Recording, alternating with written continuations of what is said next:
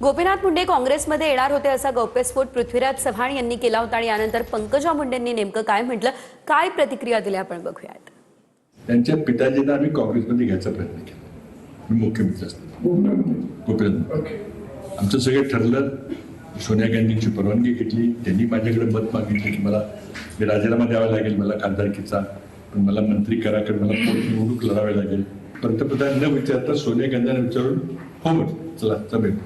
तर म्हटले एका भाजपच्या सत्ताधारी विरोधी पक्ष गटनेत्याला आपल्या पक्षात घेऊन त्याला मंत्री केलं, ती लाच दिलं तर मी बिलकुल करणार नाही. पहिल्यांदा ते माझ्यावर रागवले.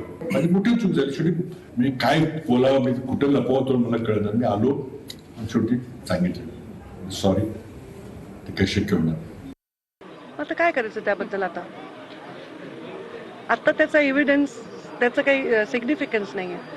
मुंडे साहेब आता हयात नाही आहेत आणि त्यामुळे आता त्यांच्याविषयी काही आता वक्तव्य आम्ही करणं जे तिथे उपस्थित नाही ते उचित नाही आणि त्याचं आता औचित्य नाही. मुळात ते काही म्हणले असतील ते मी त्याला त्या ठिकाणी माझं उपस्थिती नसेल ते स्टेटमेंट मी देत नाही आणि मी उपस्थित असले तरी त्या व्यक्तीचं प्रायव्हेट गोष्ट बोलणं सगळ्यांसमोर हे मला वाटतं उचित नाही. त्याबद्दलचं मला टिप्पणी करता येणार नाही, मी नव्हते.